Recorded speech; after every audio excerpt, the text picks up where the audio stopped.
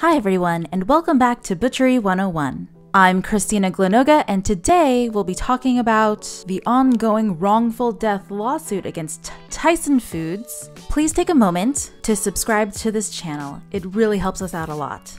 Comment and like too. We currently don't have any sponsors right now. However, if you had sponsored this episode, I would be talking about you right now. So please check out our Patreon page to find out more about how you can do that.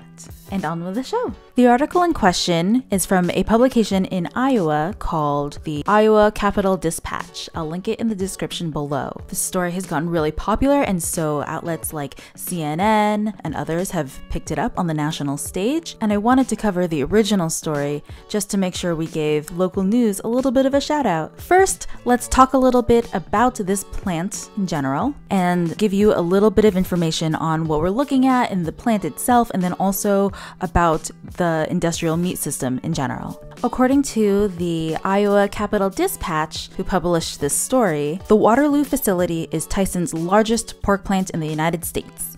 The facility employs approximately 2,800 workers who process approximately 19,500 hogs per day. And honestly, oh my god, let's talk about these numbers very briefly. So, if there is no pre-op sanitation and setting, and there's no post-op breakdown and cleaning, and no breaks for employees, and they do this work over, say, like a 12-hour period, that's over 1,600 hogs per hour that they process at this plant. Now, I'm not contesting that number right now, although the pace at which they work is definitely a factor in employee safety and product quality. I'm pointing this out right now, though, to illustrate the scale at which this one plant operates, and hopefully to point out how large this company is in general. Just keep that in mind as we go on. The crux of this story is that an employee died of COVID after catching it from working at this plant.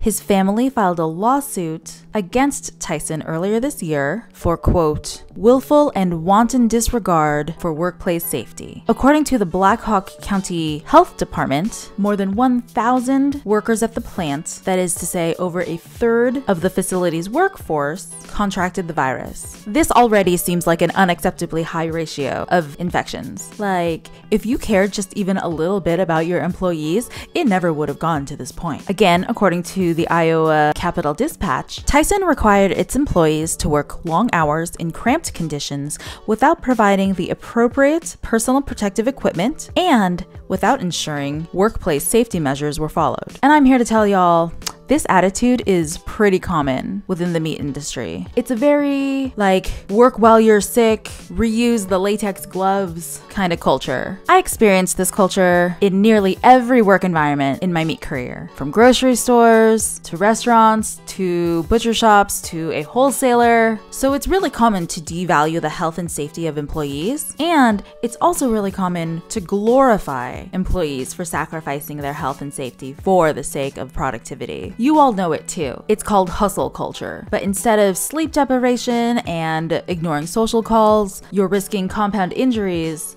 and COVID risk. It's like this in many places, but there aren't as many places where the consequences are as dire as they are in meat processing plants. For the record, most of the people working in these environments are really wonderful people, and the fact that they are subjected to this kind of disrespect and unsafe working environments is really awful for them. And this is an indictment of management who are in positions to be able to make decisions that can either help or harm their employees.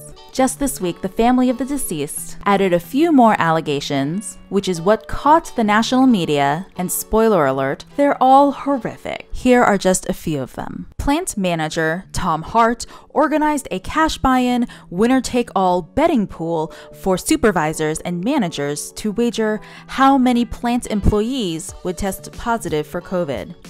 This one is huge and was the headline for many of the stories that came out. I'm honestly struggling to find the words to explain how awful this is, because my writing skills are honestly just not up to it. In the words of Hank Green on TikTok, that is some Nazi shit. That is some Nazi shit. Like Nazi running a concentration camp level dehumanization, or family separation at the border, or people in cages, or knowing that COVID is real and not giving a shit about anybody else. It honestly gives me the vibes of like the Stanford prison experiment, except that the subjects here are not just a random sample of college students, but are in fact career professionals in the meat industry. One of these professionals, an upper level manager, said to an employee, "We all have symptoms. You have a job to do."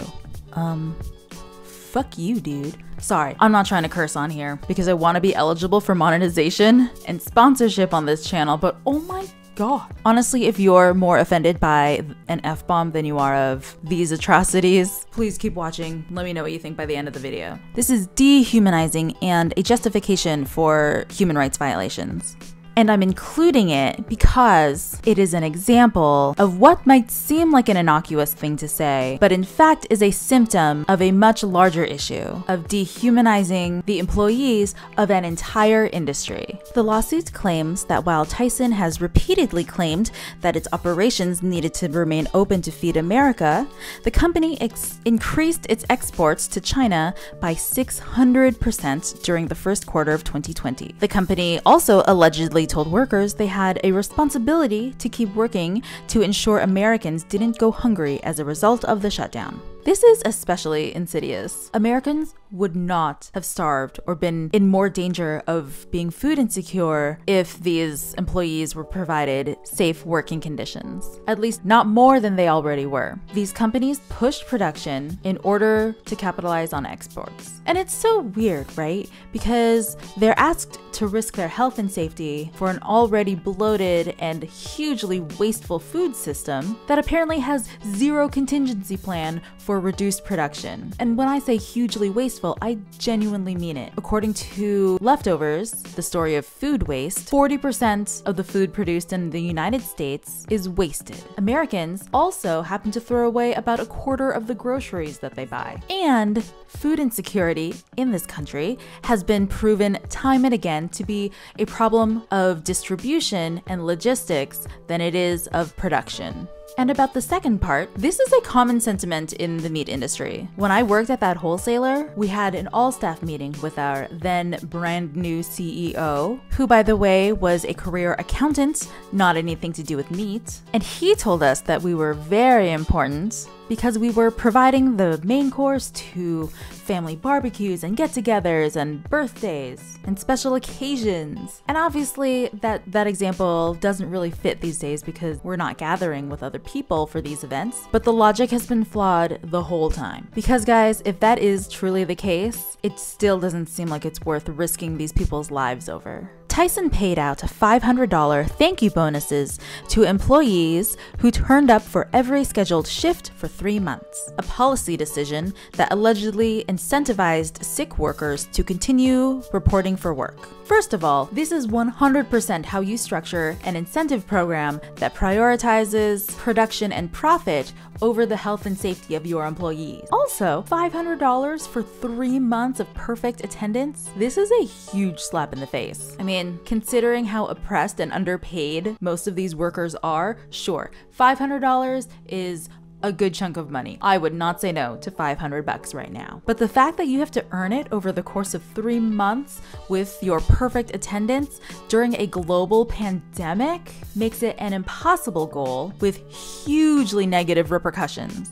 Tyson executives allegedly lobbied Iowa Governor Kim Reynolds for COVID-19 liability protections that would shield the company from lawsuits, and successfully lobbied the governor to declare that only state government, not local governments, had the authority to close businesses in response to the pandemic. This one stands out a lot, especially in our current political climate, as an example of corporate influence in our government. And it's super important that we note that this is at local and state levels, so keep that in mind when the issues of voting in your local and state elections come up. Is there somebody in your local or state government government that would stand up to the Tyson equivalent in your community, it's okay if you don't know right now. I'm not here to shame you for that. I'm definitely guilty of not paying enough attention to my local politics, and that has definitely affected my life in regrettable ways. But now is the time to change that habit and move forward with more consistent political engagement. I promise to do it, and you can do it too. I'm going to cover Tyson's response to these allegations, but before I do, let's take a moment to talk about this video's sponsor, Butchery 101. We actually don't currently have any official sponsors for the channel, but that could totally be you. Check out our Patreon page to see how you could sponsor a recurring episode or appear on a special thanks title card every month. There are lots of exclusive benefits outside of sponsorship to becoming a patron, like monthly live stream Q&As, shoutouts in YouTube episodes, and even monthly one-on-one consultations to help you maximize your meaty projects at home. Please find the link to our Patreon page in the description below. Also, I'm recording this in the month of November, and I want to let you guys all know that Butchery 101 is offering 1 hour-long online video holiday consultations. Please see our talk page to sign up. Okay, back to the show. In Tyson's response to the original allegations, they claimed they have, quote, invested millions of dollars to provide employees with safety and risk mitigation equipment. This is a red herring. Millions of dollars are what they deal in on a daily basis. Using the word millions to characterize their effort is meant to dazzle the average reader. But keep in mind that to them, millions of dollars represent only a small portion of their budget. For context, Tyson's net income in 2019 was over $2 billion, and their total assets in 2019 amount to over $33 billion. And even if it did represent a relatively high margin of their budget, do it. Prioritize the health and safety of your employees like you said you would. From the original response to the allegations, our top priority is and remains the health and safety of our team members. They even freaking wrote it down for everyone to see. Initially, the case was filed in state court, but at Tyson's request, the case was moved to a federal court, claiming that it needed to remain open during the pandemic, blaming the executive order by Donald Trump enacting the Defense Production Act. So obviously, this executive order was very problematic. It sounded like a really patriotic thing to do at the time, but honestly, it did nothing but endanger workers. Democratic senators and House representatives criticized Trump's executive order, saying in a letter to Trump, without immediate, comprehensive intervention by the federal government to ensure the health and safety of workers at these plants, workers in the meat processing industry will remain at extremely high risk of contracting the virus, and the plants will continue to be a major vector of significant infection. The executive order could prevent state and local authorities from compelling companies to provide workers with essential protections and thus being able to keep their communities safe. It does seem like their concerns were justified, as the order just says that the plants have to stay open and productive. It doesn't provide any guidance or requirements to do so in a safe way. Deborah Berkowitz, a former senior policy advisor at OSHA, said that the, quote, outbreak in meat packing was not inevitable, which is kind of a weird double negative way to say it, but she means to say that these outbreaks were preventable. She said, "It was because of a decision by all big meat companies to not implement basic guidance that the CDC issued back in March. The companies will continue to prioritize production and profit over worker safety until they are required to implement safe provisions." I feel like Ms. Berkowitz just said it all, and I'm pretty glad to hear that there's at least one person out there who can see this as a problem. And finally, the nonprofit organization Public Citizen has filed an amicus brief in the case, supporting the Fernandez family's efforts to remand the action back to state court. In its brief, Public Citizen has said that neither the Defense Production Act nor the executive order signed by President Trump had, quote-unquote, directed Tyson to do anything. I just learned this, but amicus means impartial third party. So that is to say, an impartial third party has stepped in to say that the actions of the federal government did not dictate that the plants stay open and should probably not be used as a defense for why the plants stayed open in the unsafe ways that they did. Ultimately, this is not surprising. It's just one more instance in a pattern of behavior from the meat industry that shows just how little they care about their employees, i.e. the essential workers we've all been depending on and exalting this whole pandemic, and how much they care about their profits. So what do we do now? Well, the thing to do now and moving forward is to know these things. Get used to knowing these uncomfortable facts, because whether or not you want them to be true, they are. Sustainability advocates have been yelling about this stuff for literally decades. And although voting with your dollar is important and a powerful signal to send to corporations, many of us don't have that luxury, just like the actual workers in these plants. This problem is huge and complicated, and I'm sorry that I don't have the best answers for you. But it's very important that we acknowledge these things and hold space in our mind and hearts for the human beings subjected to these atrocities. And if you're uncomfortable with this knowledge,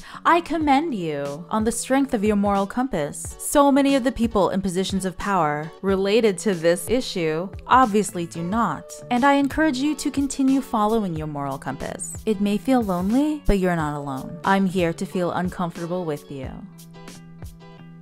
Well, that's it for this huge downer of a Butchery 101. Thank you so much for being here today. Don't forget to like, comment, and subscribe. Join us on Patreon and Talk to check out all the online services and products we're offering. Follow us on Instagram at Butchery 101 for more meaty goodness. Have a great week and mask up, y'all. Bye!